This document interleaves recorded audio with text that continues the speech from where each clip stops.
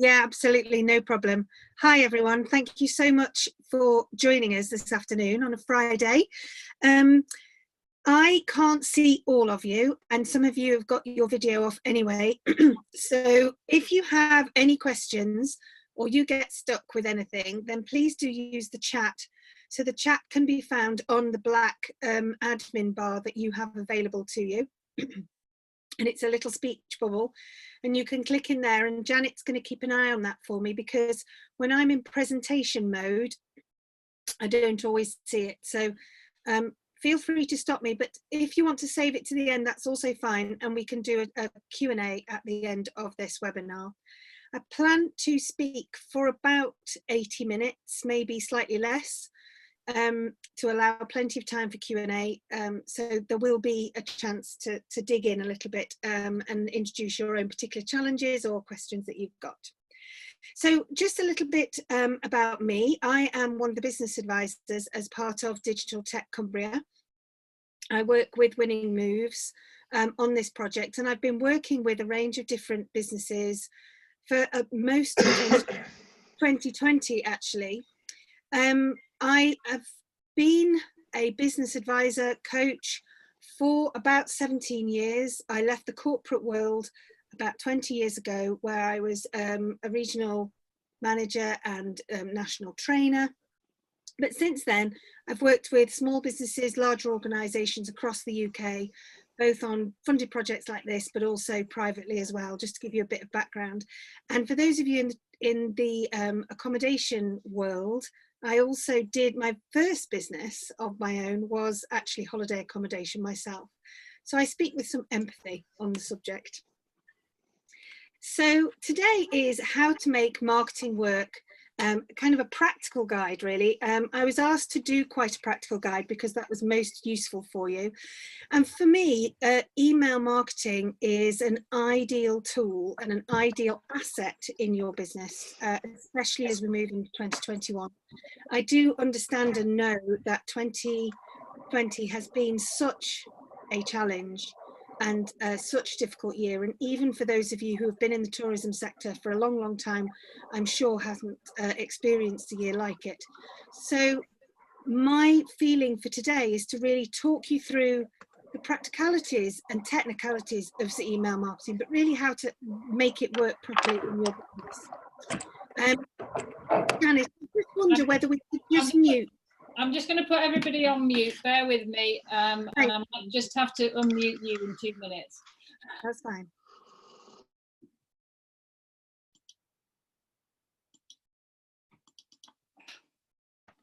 All right.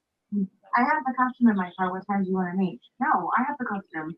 Oh, please don't minutes. You asked my costume. We don't. We have a princess. What? There you go. You should be good to go now, Emily. Okay, lovely. That's better. I was just hearing myself twice, yeah, I think. I know. Sorry about that. No, don't worry. It's not a problem.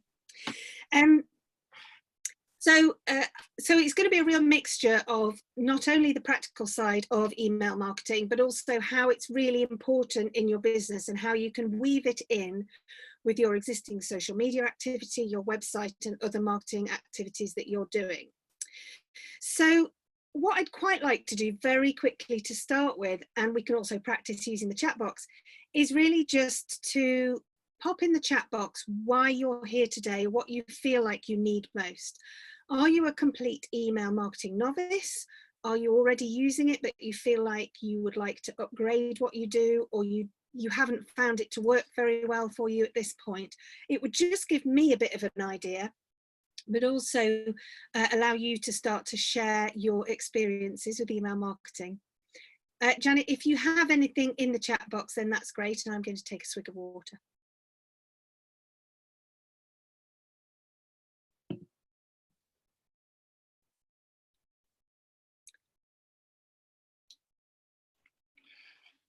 So we've got a complete novice from Jackie, if you don't mind naming you. So, being a novice is entirely okay and acceptable. Yes, that's why we're here. Yeah. Everybody else is just a little bit shy at the moment. So that's right. Here we go. I've always wanted to start email marketing plan, but found it difficult just to make the start. I've used it via MailChimp, but lost interest as my business changed now, so don't use it. Felt I've never got to grips with it, so very mixed audience. Okay, that's fine. That gives me a good idea. I think it sounds like most people are either at the beginning of their journey or they had a bit of a stumble at the start of their journey and perhaps haven't got into it in the way that they can, or, you know, realised its potential. So thank you for sharing, everyone. There's one more just to say that Yeah. they've experienced in writing marketing campaigns, but I'd like to learn more about the planning of campaigns. Okay, thank you. I will make a note of that and make sure we dig into that a little bit. So in today's webinar then, I just thought I'd give you a bit of a run through about what I'm going to talk about. I'm going to start with a little bit of back to basics, really to dig into what makes you special, because quite often when I speak to businesses, the principal stumbling block for them is not so much how to write an email marketing email, but actually what am I going to write? Time and again, businesses say, I don't know what I'm going to talk about, you know, will it be interesting? Who will want to read it? So we're going to really make sure you feel like you've got those good foundations to start with. We're also going to have a little look at defining your customer and what's changed in 2020. This is so important at the beginning of any marketing activity or feature that you're going to start to use or plan for, because not only is it important that we target our messages to the customers who are interested in what we do, but also that we're aware of how they change. And obviously 2020 has been such a big change that even for those of you who may have been in business a long while and feel confident about who your core customer is, I just want to quickly jump onto that and double check that you have had a good think about how things have changed and how you might evolve your wider marketing as well as email marketing into the new year.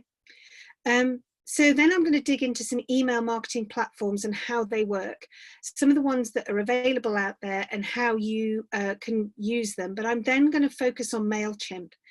It's because it's the one that I often recommend. I am not associated with them in any way. But also it's the one that I use and have used for a long time. And also its core features are very similar to other platforms. So whatever I'm talking about today in MailChimp will look familiar on other platforms if that's different for you. I'm going to talk about some creativity and some content. So really to give you some ideas about what you might talk about in an email marketing campaign and how that would work.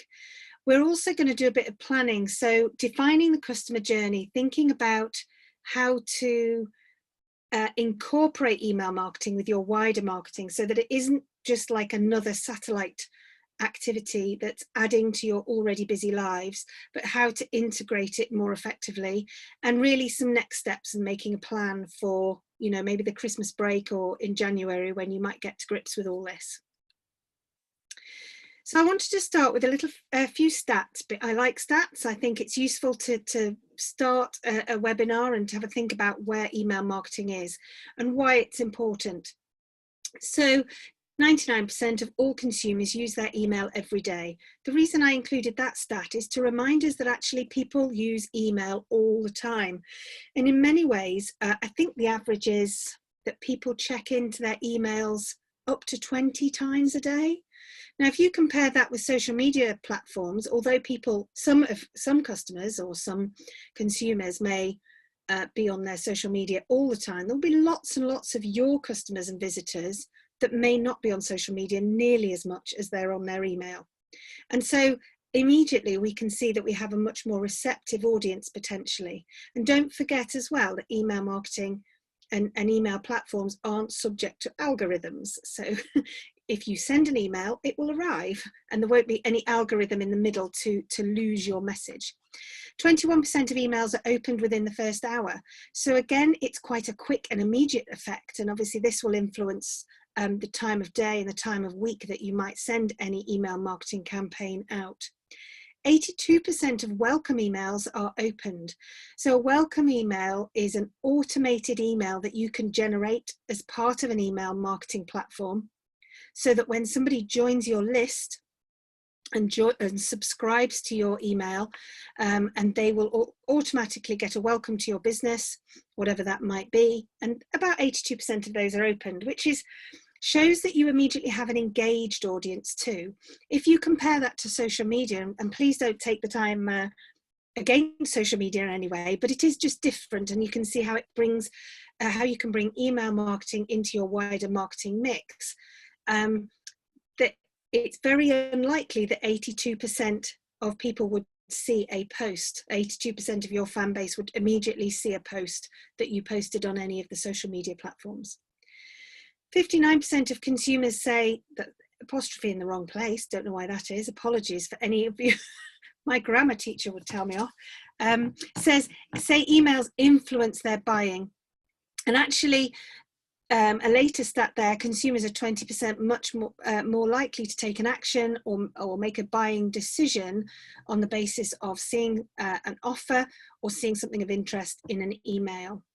Social share buttons increase click-through rates by 156%. So a social share is where you receive a really interesting, inspiring piece of content in an email, and you immediately decide to share it from your mobile or from your laptop with your loved ones, with your families, with your friends, as you're planning a break or a visit or to travel to Cumbria.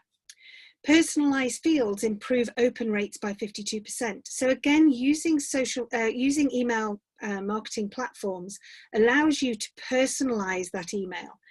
So for example, if they know my first name is Emily, then I can make sure that that email that comes to me says, "Hi Emily," or "Dear Emily."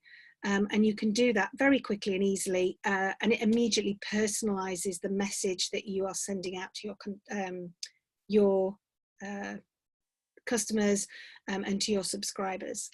Now, I would just say, I mean, obviously these could be exhaustive, these types of stats, but it just gives you an idea that for any of you who feel like email might be dead, or is it really worth me putting the effort in, you can see here that actually email marketing is an essential part of your wider mix of marketing. So let's start first, what makes you special? It's so important to start, as I say, all marketing activity with the basics. And probably this year more than ever, it's a good time to take the time to reassess and think about what you're really trying to do and what you're really trying to achieve in your business. So whether you're a holiday accommodation, whether you're a small visitor attraction or a location to visit, it's important to think about brand. Now, the thing about brand is that it's often assumed that it's a big old corporate that has a brand, and that actually small business don't need to think about branding, or that they assume a brand is really just the logo or the color of a website. But in fact, actually, it's so much more, and it really embeds everything that you do in your marketing.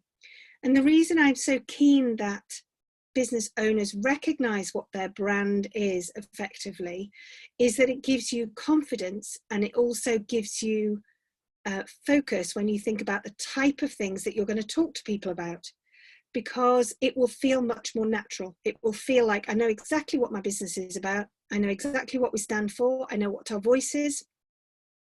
I know what we sound like. I know the words we use, and I know how I want to communicate with my customers, because it becomes so embedded in what you do. And it makes the whole of your marketing activity much easier.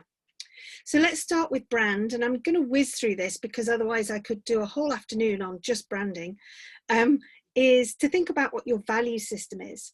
So when we think about, let's imagine a bed and breakfast, and you could be in a village or a town with 5 bed and breakfasts. All the bed and breakfasts are of excellent quality. They all serve excellent breakfasts. They all have 4-poster beds. They all have en-suites, and they all have lovely views. How do you then stand out without either trying to just simply lower your price or shout louder?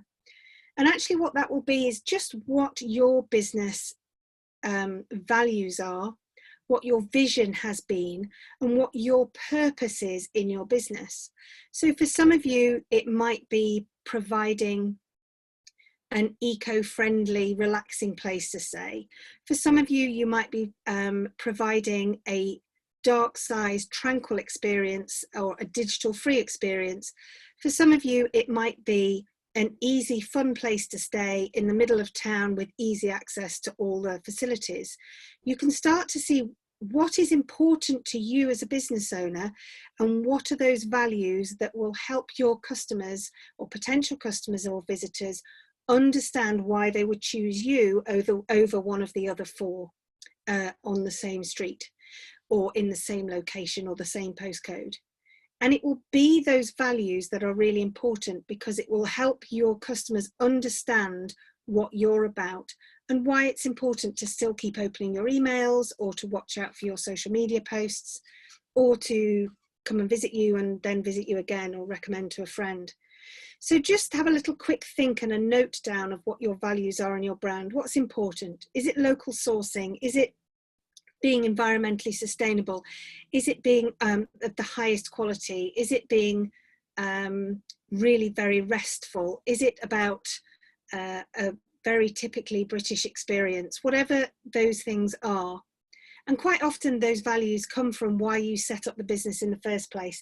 It could simply be your deep passion for your location or for the nature around or for bird watching or for cycling, whatever it is.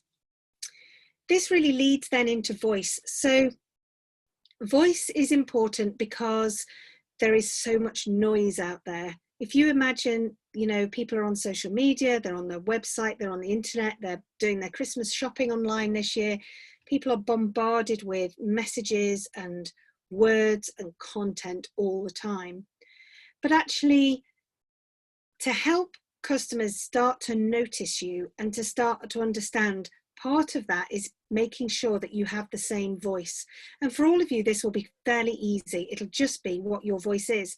You know, if you're a warm and friendly, smiley person, and that's who they meet when they arrive with you, then that's likely to be the same voice, the same tone of voice that you use within the content that you share. And obviously, when I talk about content, I mean anything. That could be a blog post, a video, a social media post, an email through email marketing. It could be the text on the front page of your website. So any of that content is what I mean.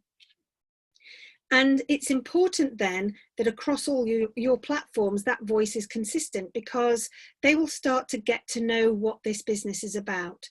You know, why this business is special. They're funny, they tell funny stories, or they share inspiring images, or I'm just really interested because it looks like a really good down-to-earth place where I can have my muddy boots and go walking in the hills every day. Whatever it is will be consistent and familiar, and that really helps you know how to speak or how to write as part of your marketing.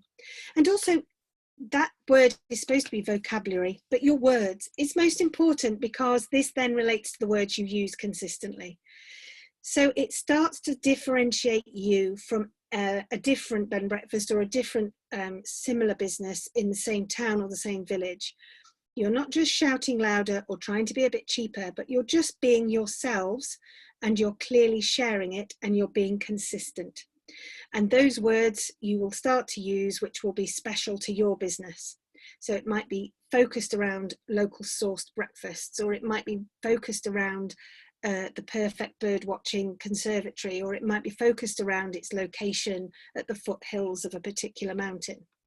So those kinds of words then, if you note them down as part of your marketing ideas over this Christmas break, it will start to build up as a list. I know certainly for those of you who can't see the other side of my office here, I have lists of keywords that I use consistently in my business.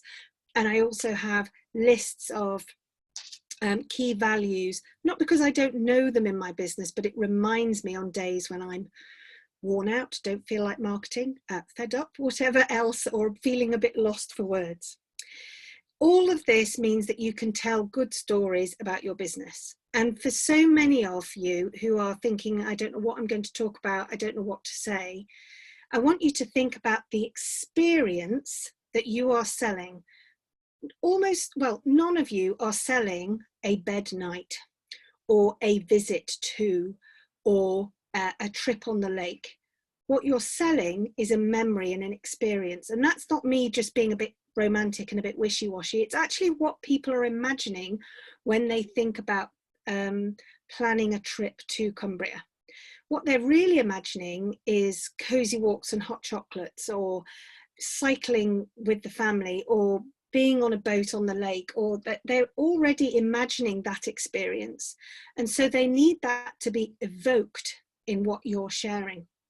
So don't ever fear that what you say is going to be dull or not related to your actual business because you talked about the red squirrels that you saw, or you talked about the birds that you can, the birds of prey that you can see from the upstairs window, or because you are a 5-minute walk from the pub.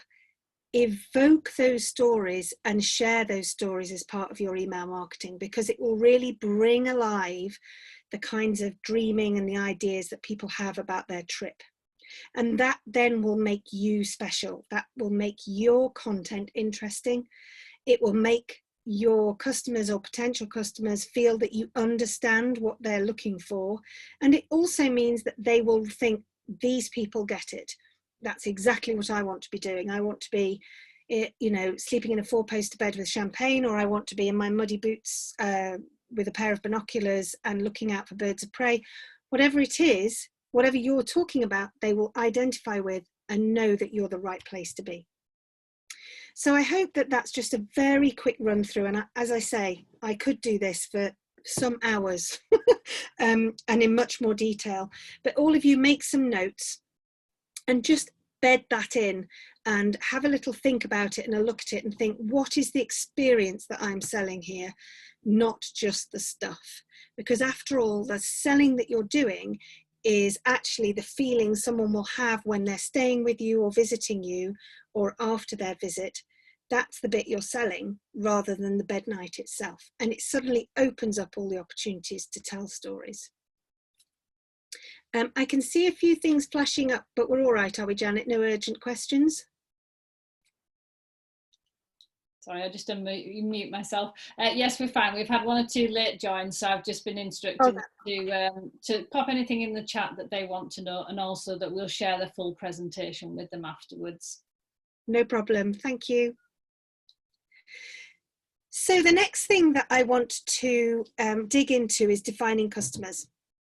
Now again, I could spend a whole afternoon on this quite happily, because, and I say customers, what I mean is visitors, customers, whatever you want to call them, your audience in fact, because they may not be your customers or visitors yet. But it's so important that we really understand them, because in a really busy social media and very full and busy inboxes, we need to make sure that the message we send out is to the right type of person. Not only because many of us are running businesses where those people may be on our farm, in our homes, in our place, and we want to like our customers, but also because you are going to get much more success by focusing in on a very targeted audience. In the absence of multi-million-pound marketing budgets, which none of us have, and that kind of mass marketing that you might see a famous supermarket do over Christmas, we all need to focus in the small budgets and the limited time that we have to market effectively. So there's absolutely no point in marketing to anybody who wants to listen to stay and come and stay at my bed and breakfast in Cumbria, because that is a huge audience and your voice is likely to be drowned out.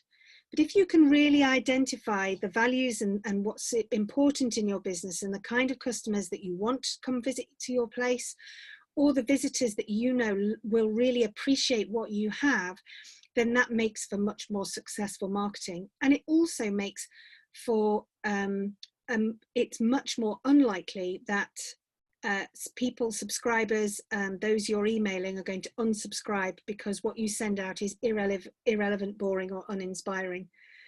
And for those who do unsubscribe, they weren't your customers anyway. So that's what's important. So first of all, I want you to make a quick note to yourself, or you may have a pen and paper in front of you, or you might just have it in your mind's eye, who your core customers are. And some of you will know these very well. They've been with you for a long time maybe, or you feel that they're your bread and butter customer. And that's really important to still think about them and cater for them.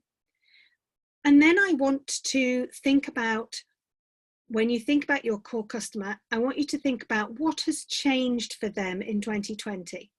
So for example, if your core customers previously to this point have been the retired market who like to go walking, have they now become the most cautious type of customer because of the pandemic, for example? Have you found that to be borne out? Or have you found them to continue to be quite bold and want to come out and feel that they're in the countryside and safe anyway? It's important we understand how they've changed to help us understand what key messages we need to send out to them. So if your market is that, you might need to think about especially reassuring them about the safety measures you've brought in, or how it's safe for them to come and visit again or to stay. There are also your other customers then, those customers that might be new. I know quite a lot of you from talking to a lot of businesses in Cumbria experienced new types of customers in 2020, new sectors, so maybe younger market or a market that came further afield. So maybe you got more visitors from London, or you got significantly, obviously, less international visitors, for example. How has that changed? And has it prompted you to think, I definitely don't want those customers again, or actually, there is a younger market here because we've lost some of our older traditional visitors because they've decided not to do traveling in 2020 and 2021, but I have noticed that there is this younger market. Then we need to understand them. So it's important to start to persona build a little bit. Now, persona building is it's a technical term for marketeers who do marketing as a full-time job.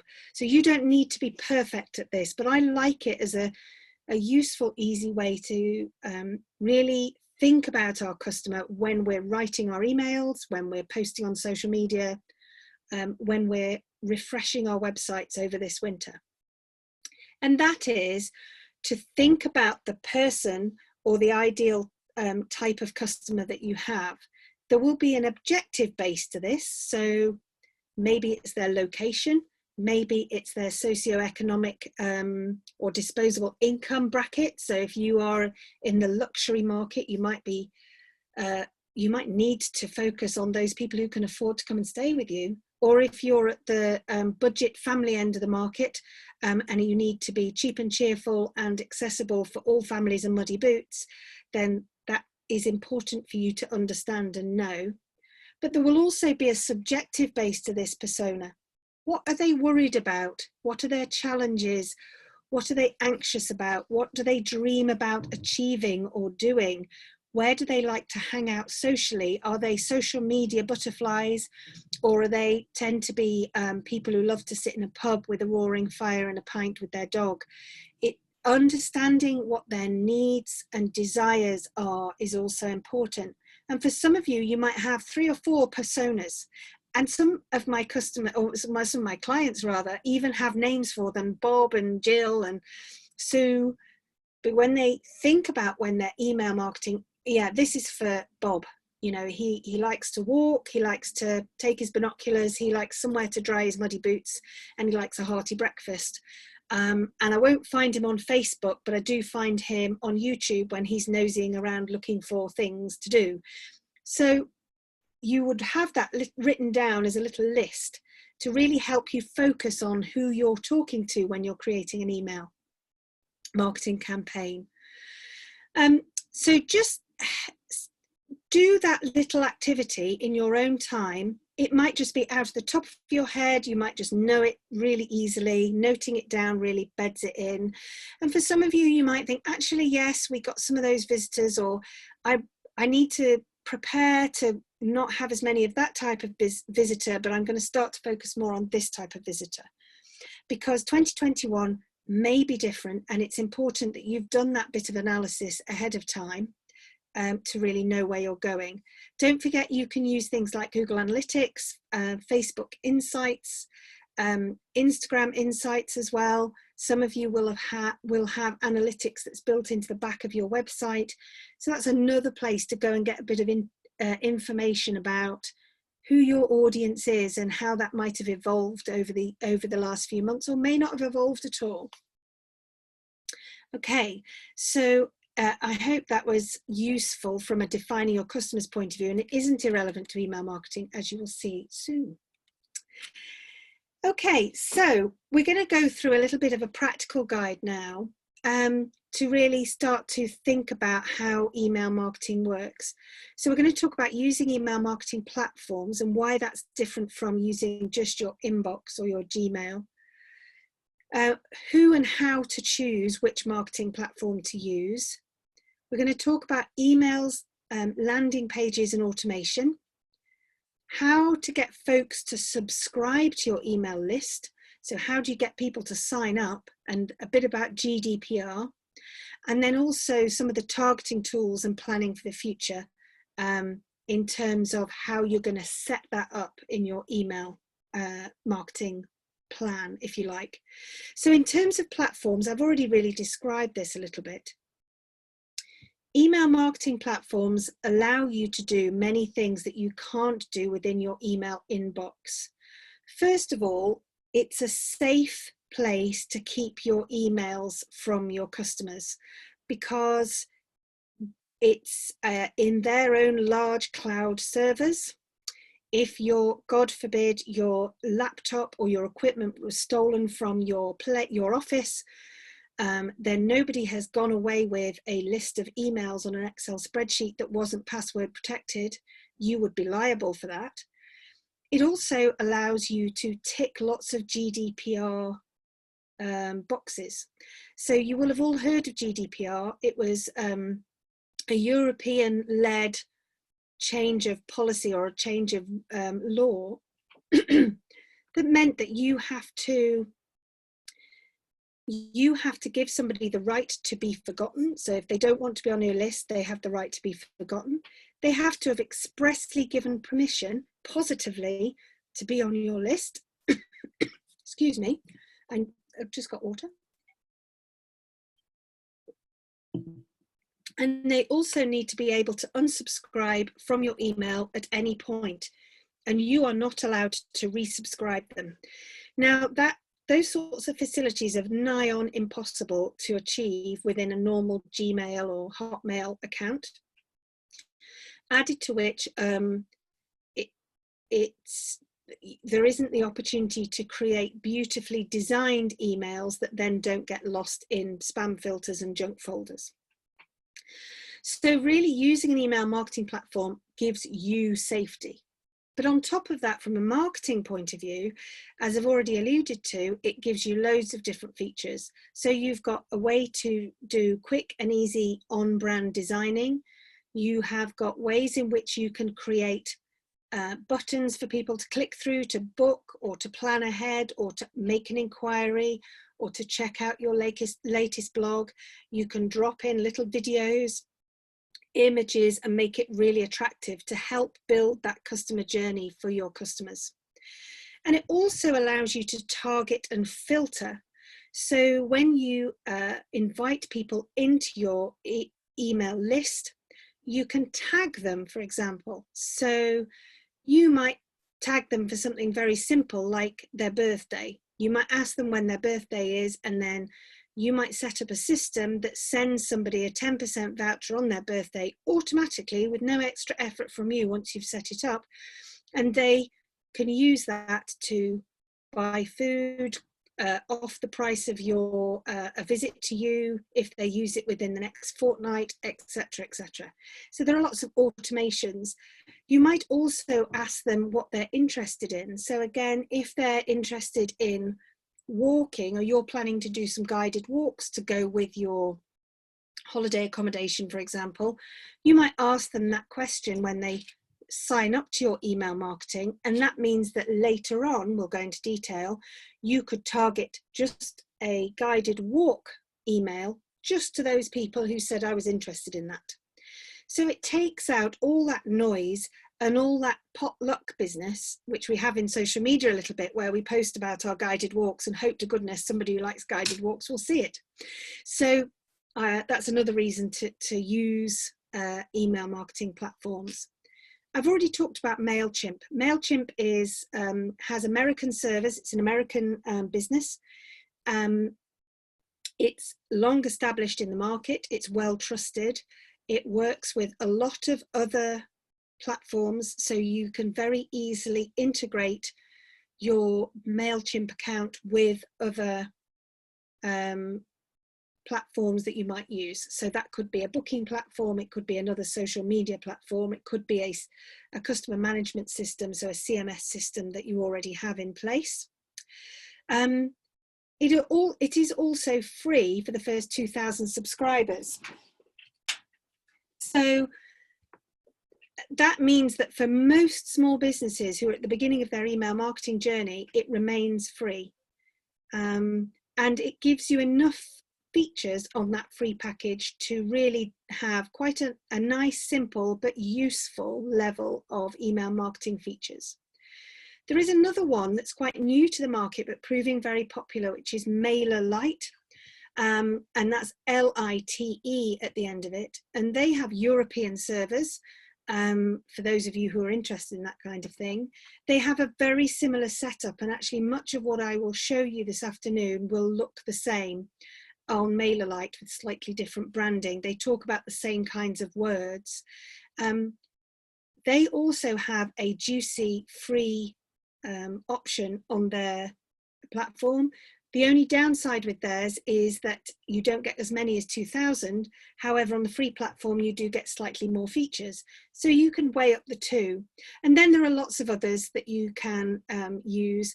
There are integrated subscriber lists on some website building facilities. So for example, Wix has their own email marketing. That's fine, but they're also quite limited in what they can do. Okay, so I'm going to move to the next slide. So I've already mentioned that it's safe and GDPR compliant and cost effective. I've also mentioned the multiple integrations, but also the sophisticated features. So again, you are able to link up your email marketing with your social media, for example. So if you send out an email from an email marketing platform that you've integrated with your social media, you can also automatically share that piece of content out onto your social media. So although this feels like I am now talking to you about lots of new things to learn, in fact, if you are able to integrate using these kinds of facilities and features, it should simplify your life a little bit once you've got it all set up. It also means that you can start to gather emails through these same integrations. So for example, with MailChimp, you can easily integrate it with your Facebook, and people can sign up to your email marketing list from your Facebook page, as well as easily from your website. Easy on-brand design, easy customer targeting. I've already talked about the opportunity to tag. You can also segment your list. So for example, if you have a list of 100 subscribers, but 20 of them really haven't paid you any attention, they're still there, they haven't unsubscribed, but they haven't really done anything with your email, because of course you get to get all the data for each email that you've ever sent out. You could then maybe target an email message just to them and segment them out and say, hey guys, we have, you know, and send them something a little bit more interesting or juicy to try and reignite their interest in your business. Evidence shows too that although people will unsubscribe if your information is of no interest to them, they do tend to stay with brands that they love, and they will stay with them even if they don't read every one of your emails. They will stay with you, and then at that point when they've decided they want a week away in Cumbria, then you are much more likely to be their first port of call, because they've already built that relationship with you, because you have been in their inbox for maybe a few months or even a few years. And of course, these email marketing platforms provide lots of support. So I want to start by showing you what some of this looks like. So I've put lots of pictures on here, so please don't be overwhelmed, but I just want to really point out what these dashboards look like, because when people, you set up a free account with something like MailChimp, so you would start by doing that. It's very easy to do. And then you would arrive at this dashboard and you would see lots of images and little icons and where do I start and what does this mean and what's an audience and what's a campaign, I just thought I would take you quickly through some of the basics. So in email marketing terms, they call anybody, any email addresses, people who are on your list as your audience. So they call it your audience. And in fact, social media platforms also call your users an audience too. So that helps.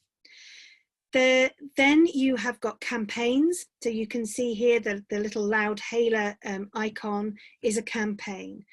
What they call a campaign is any piece of content that you send out or you set up via this platform. I'm going to take you through some of the basics, but platforms like MailChimp have restyled themselves in recent years as an all-in-one marketing platform, not just email marketing. I don't want you to feel overwhelmed by all the different options straight away. I wanted to try and focus you in on the easy bits and the bits that will be most valuable to your businesses. So a campaign generally means a single email that you've sent out. So that was a campaign. So if I sent out a Christmas message to all my subscribers today, then that would be my Christmas campaign. And that's just how they like to word it. But there are lots of, yep. Just got one. Sorry. Yeah. Are we allowed to populate an initial mailing list with past customers, providing there's a small print statement saying if you stay, you are automatically consent to be contactable with a newsletter, or does it absolutely 100% have to be a specific opt-in for each person? It has to be a specific opt-in, yeah. the GDPR. So for those of you who've got a previous list of previous customers, you used to be able to email them once and say, hey, do you want to be on my list? And if they didn't reply, you could assume they did. But that was the big change a few years ago. So although that's hugely disappointing because it might mean that you lose out 200 emails that you could immediately email, what I would suggest is that if you have an existing relationship individually with a previous customer, so let's imagine that Bob Smith has stayed with you twice, you've got him in your Gmail inbox, but he isn't a subscriber, what you could do is you could email Bob Smith and say, you know, happy Christmas, hope you want to come and stay with us next year, for example. And please note, we've now got an exciting new newsletter if you'd like to sign up. And you would have a link to your sign up form, which I'll show you in a minute. And that would be him positively subscribing. Alternatively, you simply have to start adding your sign up feature, I'm going to call it, because it's different whichever platform you share it on, so that you have a sign up form on your website, a sign up form on your Facebook page, maybe you've included a sign up form on your Instagram bio, maybe you've added your sign up link to the signature on your everyday email that you are, when you're replying to somebody from a booking inquiry, for example.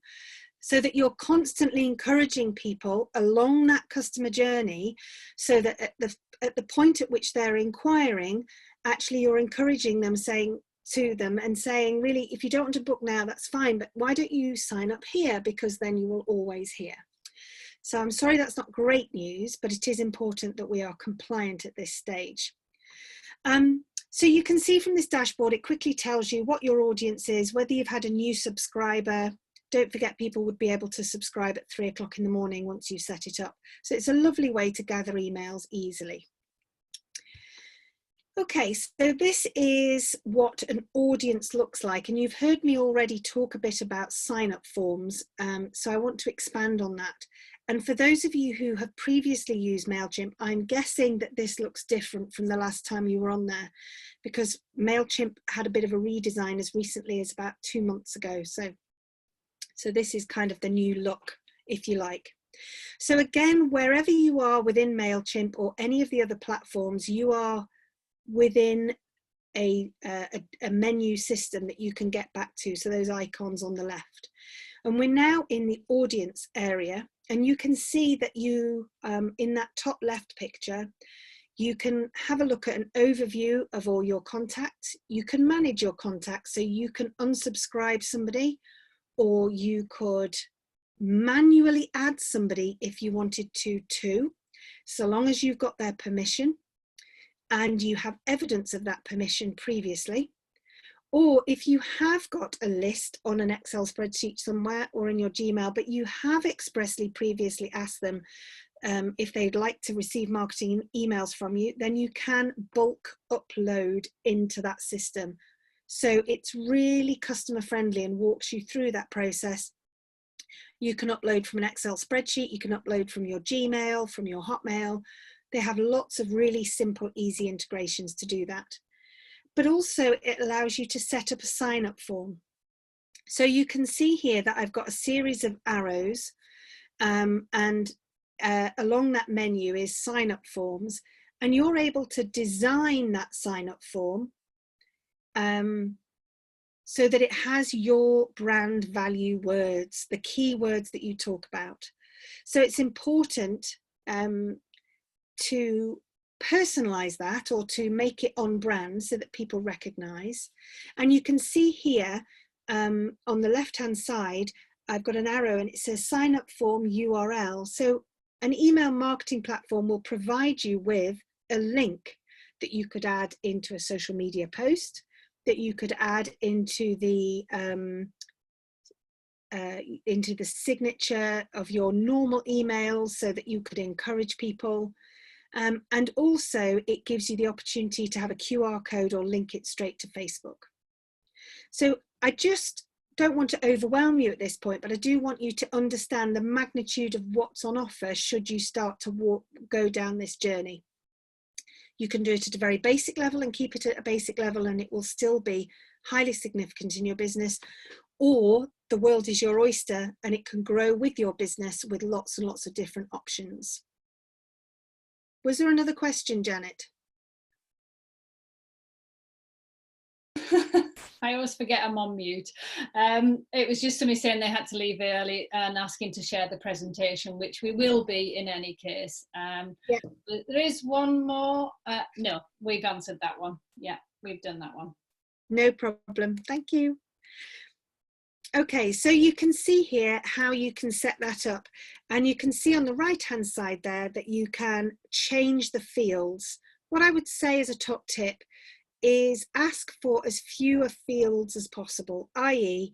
their email address and maybe just their first name, or first name and second name, because you want to keep it quick and simple for them at the sign up point. So and don't forget that once you've created this sign up form, it will also give you a bit of HTML coding, which is basically a little bit of coding that your web developer, or yourself if you're web savvy, can quickly pop into the header of your website, and you can then have a little sign up form within your website itself.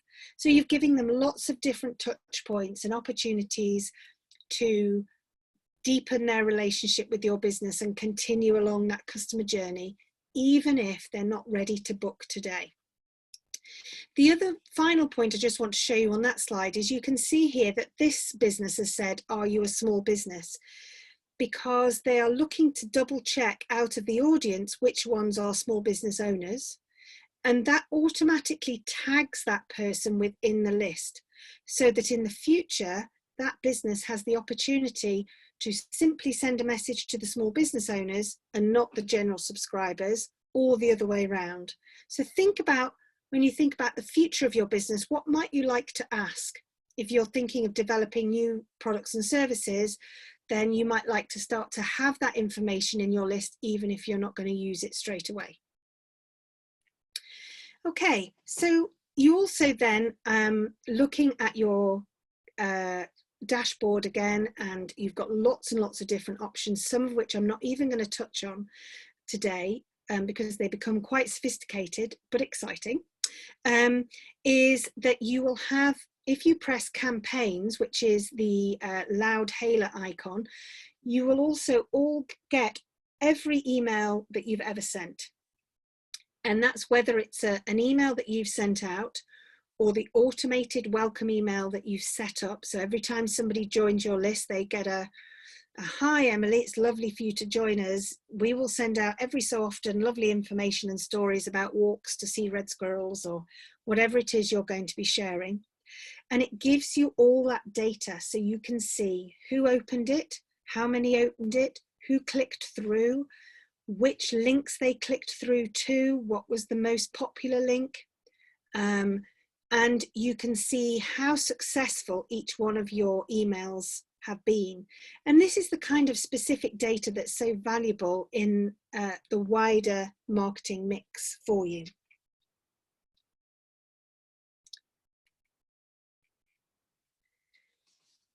As I've already mentioned, with platforms like MailChimp, they call themselves all-in-one marketing platforms because you can do so much more than simply email.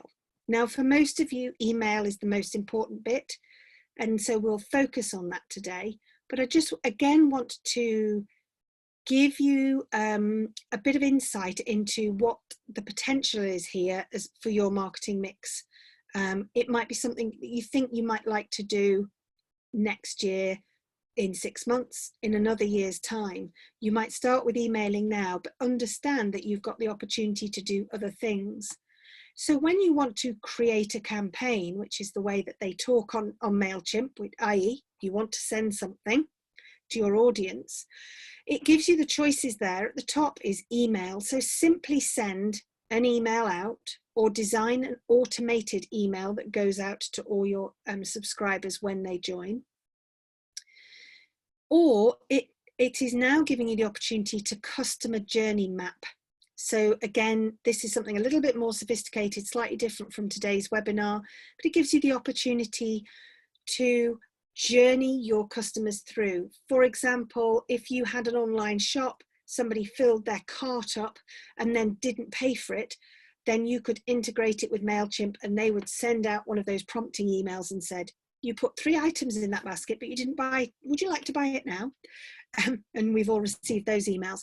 So these sort of features are now open to even small businesses, which is very exciting and something for you to think about.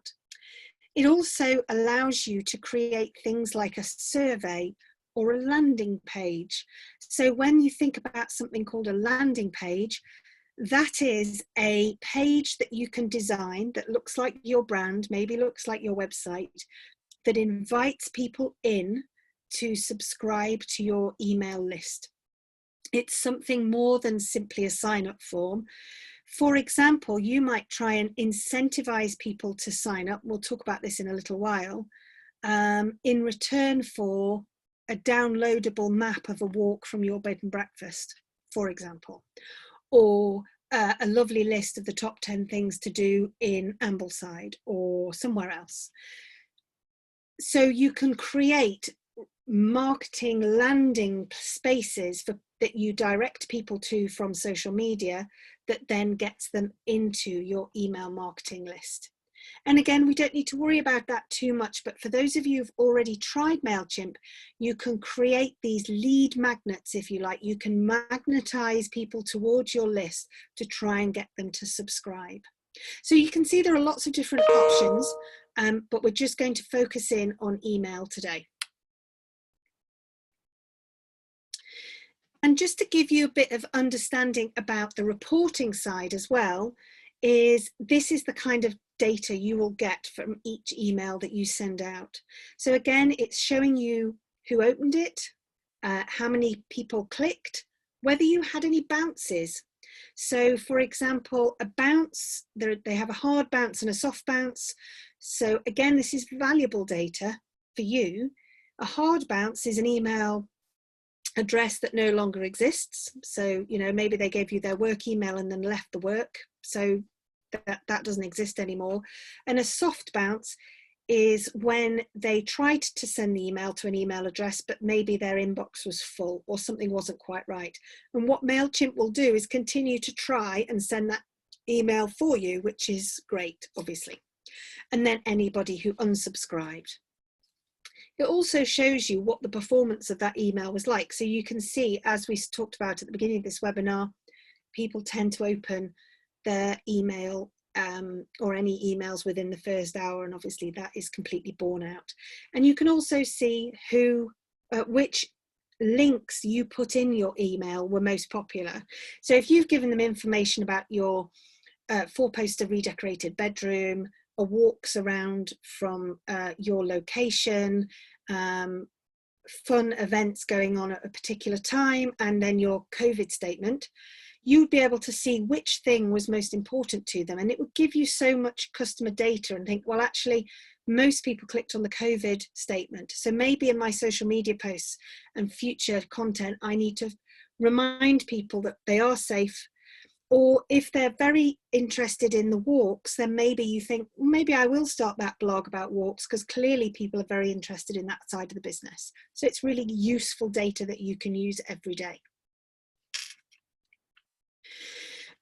Also, this is really, I'm going to walk you through what creating an email looks like. Immediately when you want to create campaign on MailChimp, it immediately gives you the opportunity to create a regular email, i.e. a beautiful HTML email with images and buttons and bits of writing that people can enjoy. An automated email, one that goes out at a particular trigger that you have predetermined. So maybe when they join the list, you send out something. It could be that when they join the list, you automatically send them a little voucher for a free cup of tea when they arrive, or a 10% discount on their first booking, or whatever you want to do. I'm not suggesting businesses should automatically discount, by the way, that's a different matter. Always add value, don't devalue. Or you can actually send out a plain text email so that it actually looks like a standard email from your Gmail. Then you get to a campaign platform, and this is what all of them will look like. Did you have a question? Oh no, I could hear somebody else on might not be on mute. So this is where you will orchestrate your email from, or your campaign from. You will give it a name for your own benefit. You will be able to decide who you're sending it to. So are you sending it to your whole list, or are you sending it to your list but only those people who are tagged as walking enthusiasts or bird watching enthusiasts, because that's what you ask them in their sign up? Or maybe you're going to send to everybody who's joined your email marketing list in the last 6 months.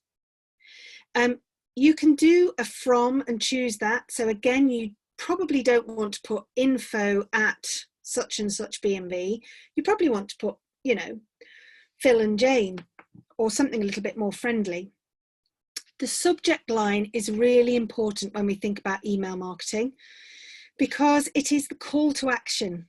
The last thing on earth you want to write is this, you know, welcome to such and such B&B's autumn newsletter, because it feels like a bit of a job for somebody to open. I'm going to have to read it. That's a newsletter. It's a round robin. Oh my goodness, I haven't got time for that. But obviously, if your email subject line is something along the lines of, did you know, don't miss out, magical ideas for spring 2021, it's much more interesting and inspiring.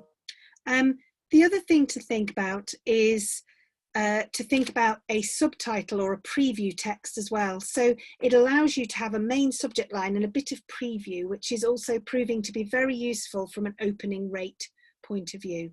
And MailChimp give you lots of tips and ideas. So when you fill that in, they will give you a little scoring, and they'll say, oh, that's a good subject line, or here's our article on how to write a good subject line. So you're not on your own.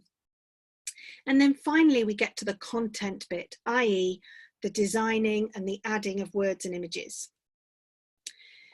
What I would say about MailChimp, but also it's the same for other platforms, is they pretty much all use a very simple drag and drop design feature. So even for those of you who aren't graphic designers, and I'm certainly not, for those of you who feel like, oh, I'm not creative or I'm not very technical, this could not be easier. So you, on the left-hand side, the top left, you can see here that you can use one of their existing basic templates. So they're suggesting here, you might like to pop your logo at the top. You might just like to put a photo here. You can talk a bit there, and they're giving you top tips all the way through. And you will choose one that you like. And then at that point, you can keep that template, if you like, and reuse the same thing. So you don't have to reinvent the wheel every time you send an email out. You can quickly replicate a previous email and just change words and pictures. And again, you can create this to look like your brand. So you can add your logos, you can change the colors, all from this right-hand place. So that right-hand column there on the right-hand picture.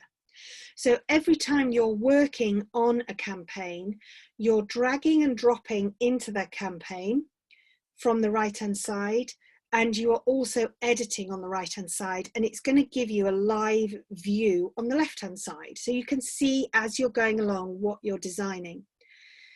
And each box, so you can see I've put a little arrow towards that. Each box can be moved up and down by using the cross icon on the top left. You can delete it. You can use the little crayon icon there and edit it in the right hand side. So everything is very easy. You can move it around and arrange it like a jigsaw.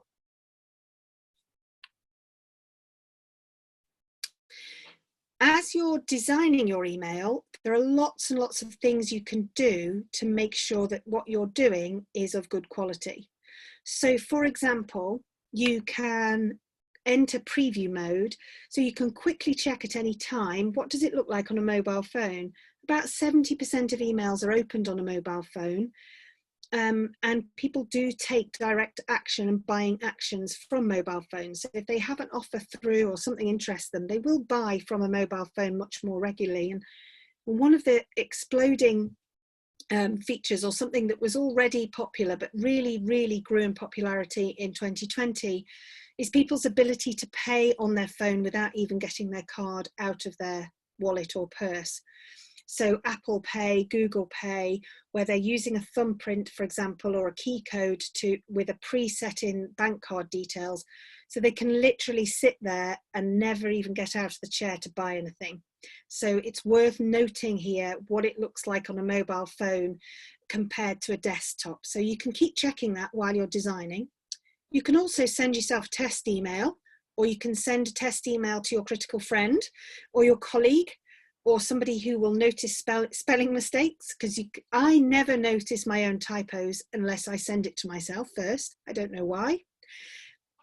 You can also, I'm not going to worry too much about push to mobile, but you can also check your links as well to make sure all your links that you've added within the body of the email are live and relevant.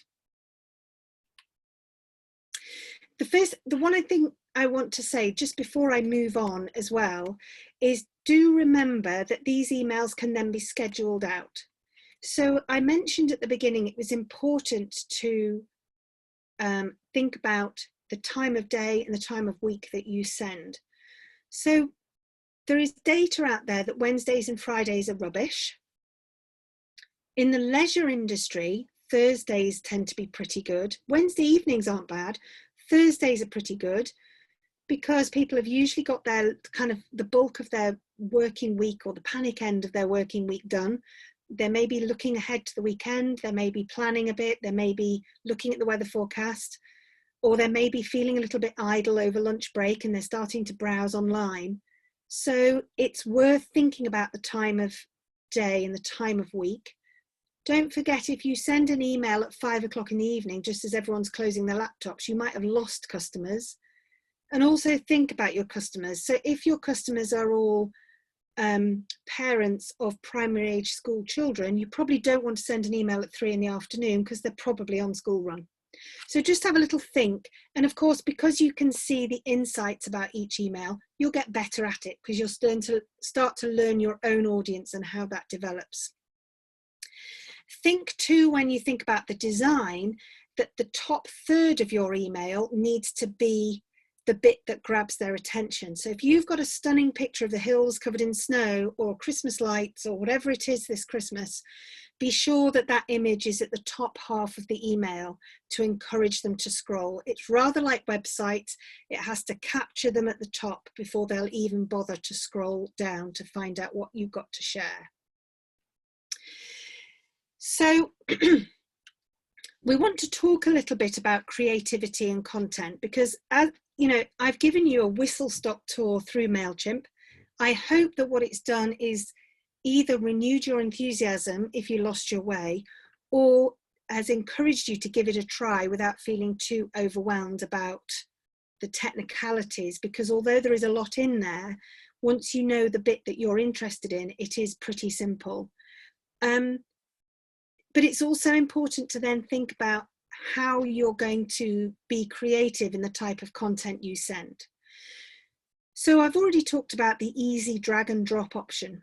So with the drag and drop option that I already showed you, you can drop in YouTube video clips, images from your laptops, images that you've taken.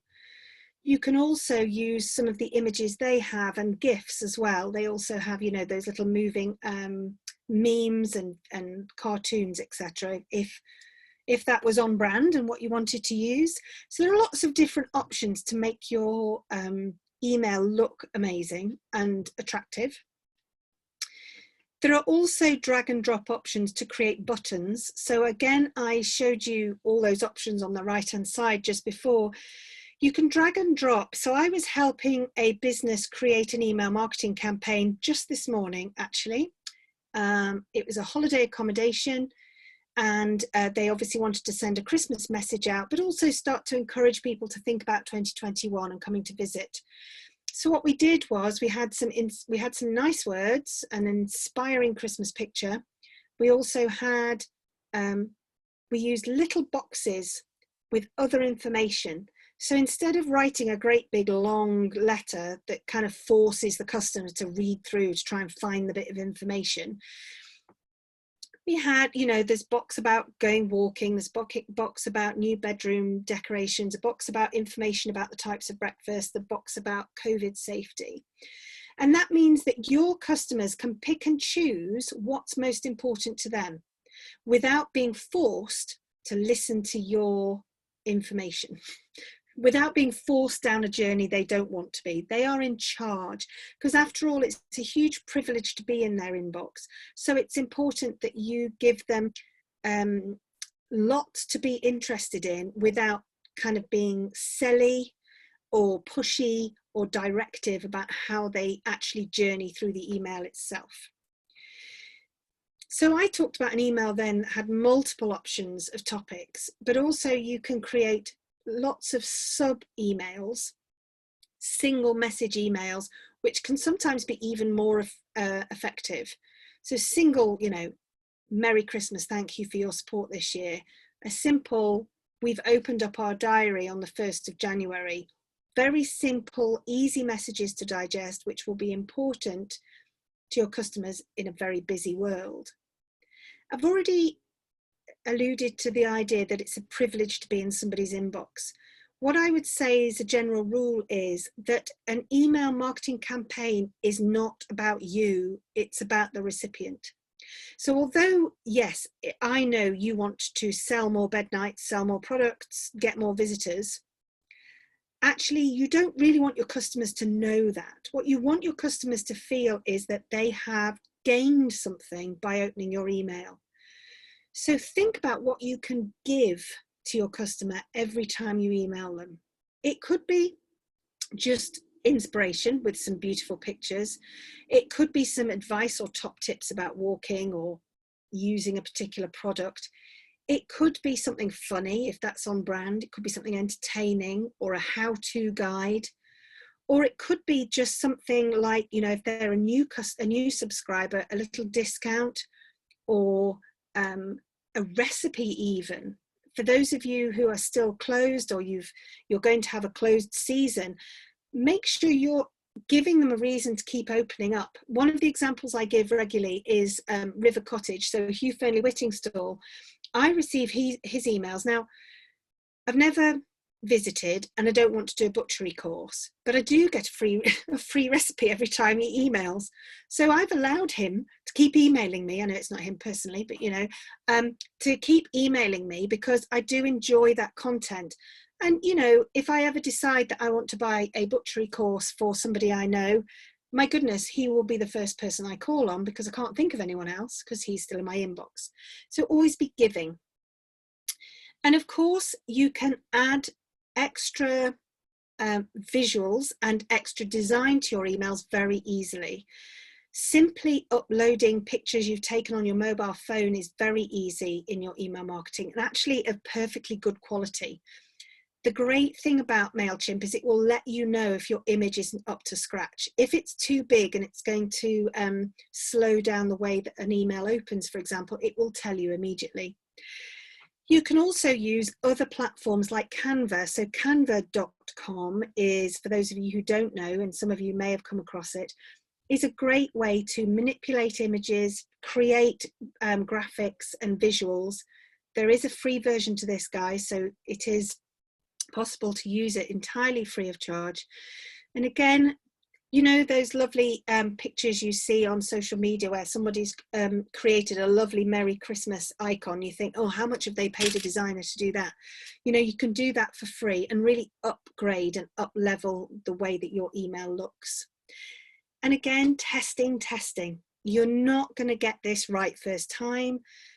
Don't be disappointed if the first few emails that you send out, it feels a bit tumbleweedy, because actually you're learning, you're looking at the report for that email, which links did they like, which, you know, how many opens did you get, how successful was that first hour.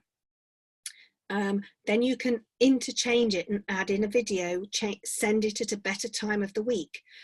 You might find, some of you, that you get quite a few unsubscribes to start with just as it settles down in the list because people aren't familiar with you and they don't know you and they think, why have these people emailed me?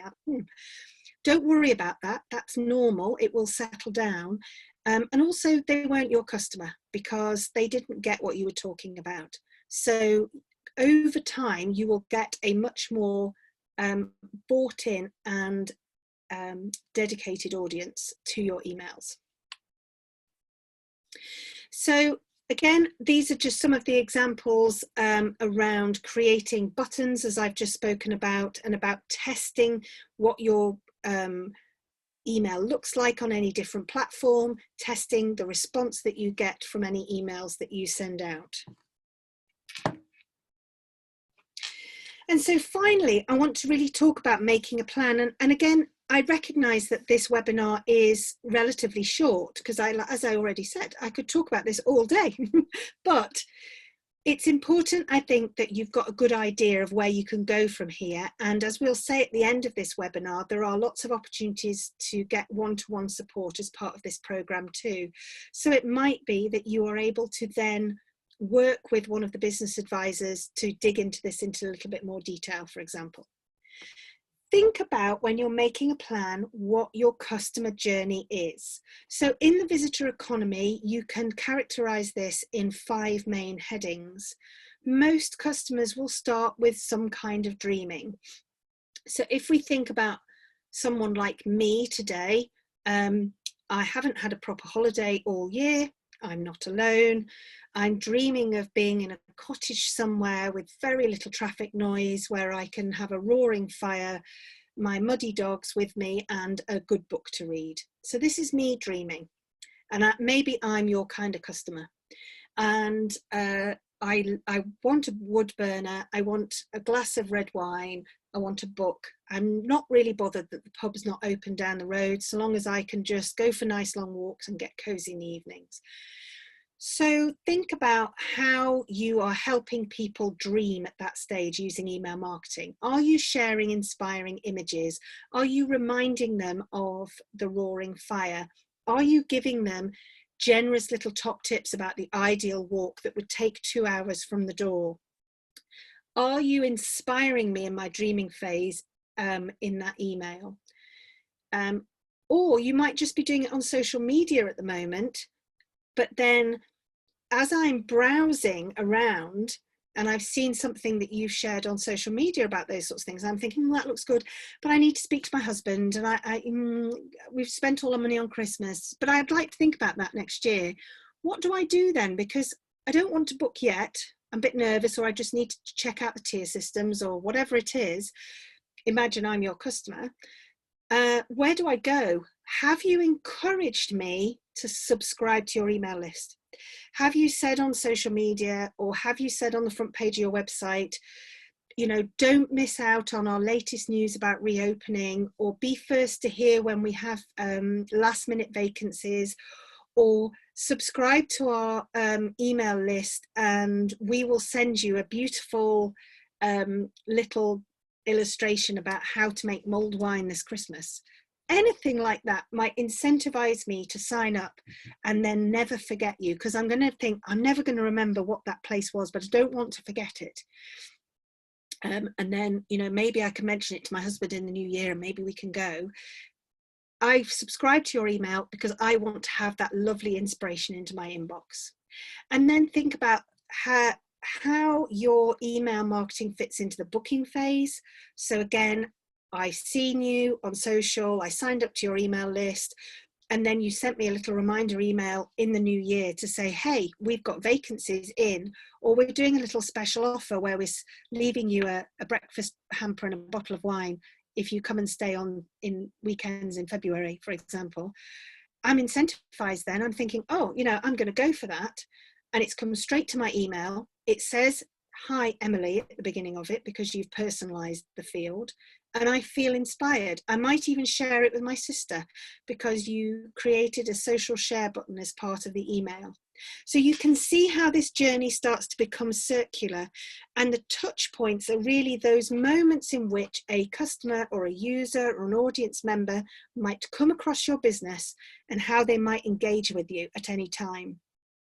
So they see a social media post, they subscribe to something, they share it with a friend, they book, they then get another email from you about writing a review. And you can see how this starts to become an integrated system, and your marketing mix starts to become a lot more strategic and planned. I've mentioned incentive to sign up. So again, please don't put on your website, sign up to our newsletter, because again, I'm already a little bit bored. I'm thinking, oh, what's that? What does it mean? But if you sign up to something that's much more interesting, so people call them clubs, join our VIP club, be first to hear, never miss out. I work with a willow weaver who's a client, and he always talks about weaving dreams because he helps people learn how to willow weave. And so his email subscriber is the Weaving Dreams Club. And basically he sends them loads of willow weaving loveliness and they're interested. So you do need to sell your sign up. It isn't just about getting a discount, and it isn't just about you sharing lots and lots of your news. Think about what they want from it. Put a little description about why subscribing is going to be great and how it's going to be fun, or how it's going to be inspiring or interesting. Don't be afraid to use content diaries. So again, write down what you're going to talk about each month. I would suggest emails about once a month to start with. You could maybe move up to once a fortnight, but once a month if you want to not overwhelm yourself, and think about, well, you know, I'll send a Christmas one, and then I'm going to send an inspiring one for January to help people escape or dream. And then in February, I'm going to talk about the first snowdrops coming out. Whatever it is, note it down in your diary and it will really make life easier. And also don't forget that you can schedule your emails. So the beauty is that you can write it now and it goes out on Christmas Eve. You do not need to be writing emails on Christmas Eve. You can be relaxing. So you can set some of these up a few times ahead as well. So I hope that that's useful. I can see that one or two questions may have popped up, and I really have given you a whistle-stop tour through email marketing, but I hope it's given you some good pointers about where to go, what it might mean for your business, and the importance that it will bring to your business in terms of connecting with your targeted customers for a more successful 2021. So I hope that's helped. Janet, I don't know if you want to let me know in questions. Yeah, there's one question. What I will just do, Emily, is ask you just to move through to the colourful slide, the Digital Tech Cumbria one. That's the one. Yes, this one. Thank you. I'll just unmute everybody and you can start your questions. A couple of things for you. I will actually both unmute and share a poll that I'd like you to complete, because we like to understand if this has been of value to you. I'm sure it has, because it's been very in-depth and very useful for me. I'm also going to not go into the level of detail on the slides that we've got up, but just to give a quick overview. But I'll unmute, let the questions come in, raise the poll, and then I'll cover off the actual programme itself. There you go, you're all unmuted, and I'll raise the questionnaire as well. So if you'd just like to have a go. Nick, if you'd like to just give Emily direct your question, that might be useful. That's smashing. Thank you, Emily. It's really informative, that, and really helpful. Okay, thanks, Nick. I've tried MailChimp about 10 times, and I always kind of find myself getting drawn away by it, and it says, oh, do this, do that, and before I know it, I've done half of it and not done half of it, and don't know where I'm at, to be honest. But basically, my question is, I run a business directory promoting local businesses in my local area, to try and boost the economy and keep people shopping local, which means that I have 3 markets effectively. I've got my business people that I am selling to the subscription membership to get their businesses in a priority position with enhanced information. I've got customers, business customers, who are already subscribed members and have those positions, and they're getting business from it. And then I have obviously the general public as users. So there's 3 markets there. Am I better having 3 different MailChimp accounts, or am I better having one account and somehow segmenting it? Please. So you can do. I hope you can hear me, Nick. You can do both. So I'll be. So I have my own business, and I have different markets as well. So in my own business, I have created 2 lists. I have one where the information is going to be entirely internal within my community. That information is never going to be relevant to anybody else. It is entirely me serving them. Right. And then I have a much wider audience, which I do segment and tag. So within that audience, I tag them as being different types of people based on the questions I ask them at sign up. And therefore I have 2 lists, but I actually have multiple opportunities to target. If you think the information that you want to share will sometimes be relevant to some of them and sometimes to others, and maybe sometimes to all of them, then what I would suggest, for example, if there was going to be a big local event that the general public would be interested in, the businesses would be interested in, everybody would be interested in, you might be better to stick to one list, but really focus in on how you tag those people within the list. So you might make a tag that shows that they're a paying customer of yours, and you might have a tag that shows that they are a stakeholder in what you do, for example. And then you could easily send out a really general email to everybody to say Merry Christmas, but then sometimes you could send out, in January, hey guys, just to your businesses, for example, this is what I've got planned for the new year. And you could tag it. So I can't give you a definitive answer, but I hope that helps a bit. It does, because that's exactly the sort of premise I'm looking at, because there is community events, and my directory isn't just a business directory, it's got community resources and events on it as well. Right. So that's why I'm kind of asking, really, but that sounds a much better idea to do that, and then segment it and tag, the different audiences. Yes. And so there are loads and loads of help articles about how to set that tagging up, but it is pretty simple once you know how. And also, don't be tempted. MailChimp is brilliant. It's American and enthusiastic and keen, but it always comes up with lots of suggestions that can railroad us into things. So just don't feel bossed about by MailChimp. Do your own thing. Keep it simple to start with. Yeah, I was thinking about just starting with a simple Christmas thank you to my business members, subscribers, Yeah. and then and an ongoing newsletter for that, and then sort of tagging for it, getting people to sign up to be in the group of users, so people can share reviews and things like that on a Facebook group or something like that from it. Perfect. Yeah, that sounds ideal. Just conscious of time, could I just interrupt, because we're getting to the half past time, and I just want to cover off some of the details of the programme. So I have shared my direct contact, and you've had a little look at the slide that's on the screen. What I suggest you do is, if you are a hospitality, tourism, retail business, that you actually register yourself very quickly with us. Emily, if I can just ask you to jump to the Get Involved screen. We do have a relaxation from the European funding at the moment to allow us to support a wider range of businesses in terms of tourism, hospitality and retail. We only have that relaxation until the 31st of December, but we can support you post that as long as you're registered with us. So I certainly recommend that you register very quickly. We have a very strong IT company, so they like to put the slides up for us to go through. But that's the one that you would register on. Yeah, at long last, we've got that. That's the one that you need to register on. And as Emily's covered quite a lot of detail, we also can support you in a one-to-one phase in this type of approach.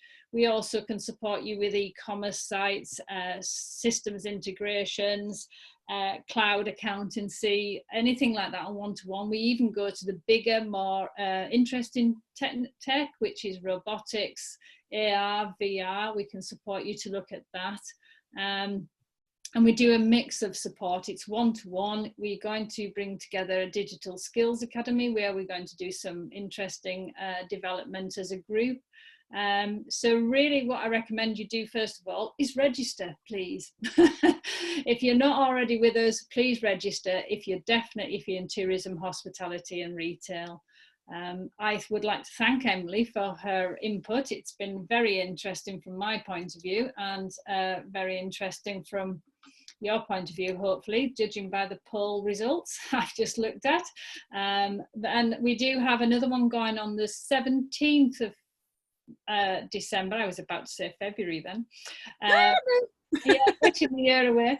And there is another one on the 15th of December as well, but both of those links we'll share with you after this event. We will also share the presentation with you, and to reconfirm, it has been recorded. So we will share that with you, and it will be on our YouTube link as well. So I will drop out and leave any other questions to come back with, but we have run to the full hour and a half, so I'm sure there's people actually probably ready for a cup of tea. But thank you very much again, Emily, and thank you everybody for your participation. I'll leave it for a few more minutes. If you do have a question, you will have to unmute because you're individually muted now. Yeah, so if anyone wants to ask me a quick question before we shut off, then please do.